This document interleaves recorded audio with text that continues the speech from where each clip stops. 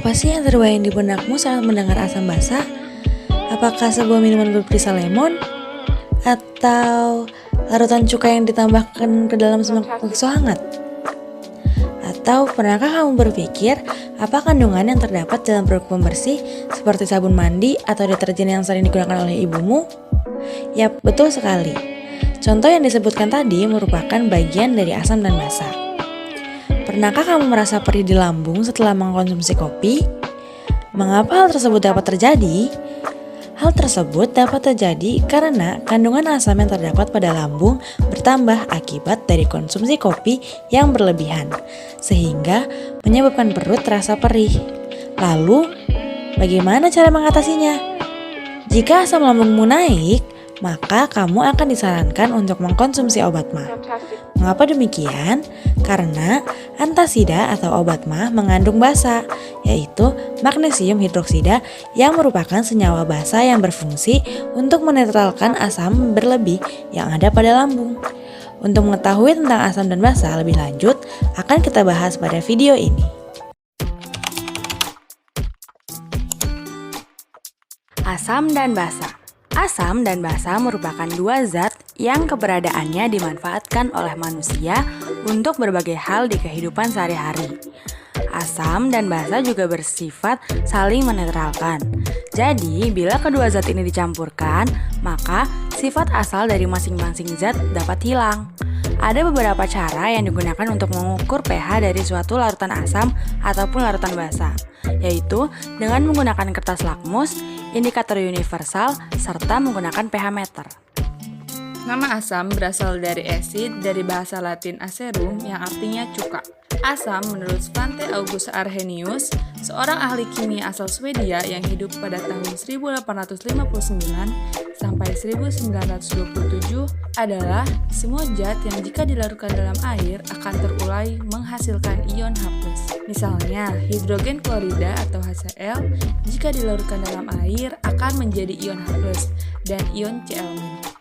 Berikut merupakan ciri-ciri dari asam. Yang pertama, pH-nya akan lebih kecil dari 7. Yang kedua, jika terkena kulit akan terasa perih dan juga bisa merusak pada kayu. Itu merupakan contoh dari asam yang bersifat kuat. Yang ketiga, bersifat korosif atau memicu karat jika terkena besi atau logam. Dan yang terakhir, bersifat dapat menghantarkan listrik karena mengandung elektrolit. Selanjutnya yaitu basa. Basa atau alkali berasal dari bahasa Arab yang artinya abu. Menurut Arrhenius, basa adalah semua zat yang jika dilarutkan dalam air akan menghasilkan ion OH-. Misalnya pada senyawa natrium hidroksida atau NaOH akan terurai menjadi Na+ dan OH-. Jika basa bereaksi dengan asam, maka dihasilkan senyawa garam. Sifat yang umum pada senyawa basa dapat dilihat pada rasanya, yaitu pahit, serta jika diraba dengan jari akan terasa licin. Berikut ini adalah ciri-ciri dari basa, yaitu rasanya pahit, basa murni berbentuk kristal padat. Basa memiliki pH yang lebih besar daripada 7. Licin jika dipegang dengan jari, sifatnya kaustik atau merusak jaringan kulit jika kadarnya tinggi. Dapat digunakan untuk mengemulsi minyak, dapat menghantarkan listrik sebab mengandung elektrolit, dan jika direaksikan dengan menggunakan kertas lakmus biru, maka warnanya akan tetap menjadi biru. Namun, jika direaksikan dengan kertas lakmus merah, maka warnanya akan berubah menjadi biru. Terdapat 3 teori asam basa. Yang pertama, asam basa menurut Arrhenius. Asam merupakan zat atau spesies yang menghasilkan ion H+ di dalam larutannya. Jadi, dia terionisasi. Selanjutnya, basa menurut Arrhenius, di mana zat atau spesies yang menghasilkan ion OH- dalam larutannya. Jadi, dia terionisasi. Selanjutnya yaitu teori asam basa menurut Bronsted-Lowry. Menurut Bronsted-Lowry, asam merupakan pendonor proton, sedangkan basa merupakan akseptor proton. Teori Bronsted-Lowry ini juga dapat digunakan untuk menentukan asam basa konjugasi. Selanjutnya yaitu teori asam basa Lewis, di mana asam merupakan akseptor PEB atau pasangan elektron bebas dan basa merupakan pendonor PEB. Contohnya HCl atau asam klorida bila diionkan H++ HCl- karena berubah jadi H+ disebut asam. NaOH atau natrium hidroksida diionkan Na+ plus OH- terdapat OH- melepas hidroksida, maka disebut basa. Selanjutnya, kita akan membahas contoh dari teori asam basa Bronsted-Lowry atau biasa dikenal dengan asam basa konjugasi. Nah, di sini terdapat reaksi yaitu NH3 ditambah H2O menjadi NH4+ ditambah OH-, di mana NH3 di sini berperan sebagai basa yang kekurangan ion H+ dan H2O sebagai asam yang memiliki ion H+ lebih banyak.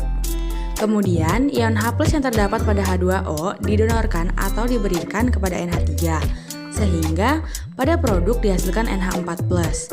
Karena ion H+ dari H2O telah didonorkan, maka H2O menjadi OH-. Nah, OH- di sini disebut juga dengan asam konjugasi. Selanjutnya yaitu contoh dari pernyataan Louis, yaitu ada NH3 dan BF3.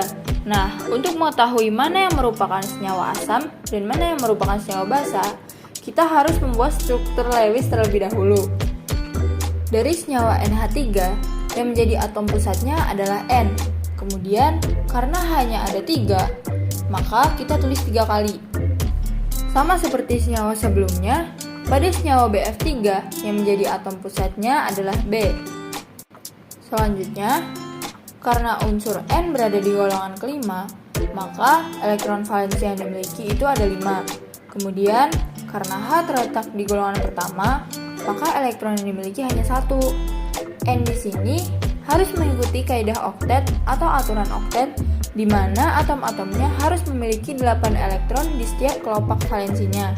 Dan pada senyawa BF3, atom B berada di golongan ketiga, maka elektron valensi yang dimiliki itu ada 3. Dan untuk unsur fluor yang berada di golongan ketujuh, maka elektron valensi yang dimiliki ada 7. Nah, dari dua struktur Lewis ini, yang memiliki PEB hanya pada senyawa NH3. Perlu diingat kembali bahwa Louis mengatakan senyawa yang mendonorkan PEB berarti senyawa tersebut bersifat basa. Artinya, senyawa NH3 merupakan senyawa yang bersifat basa dan senyawa BF3 merupakan senyawa yang bersifat asam.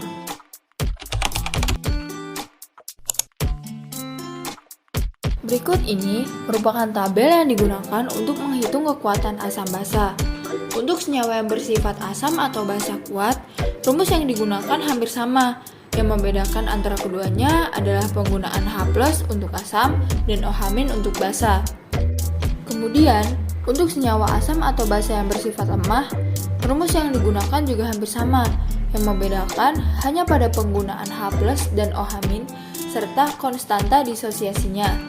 Ka untuk konstanta asam dan Kb untuk konstanta basa.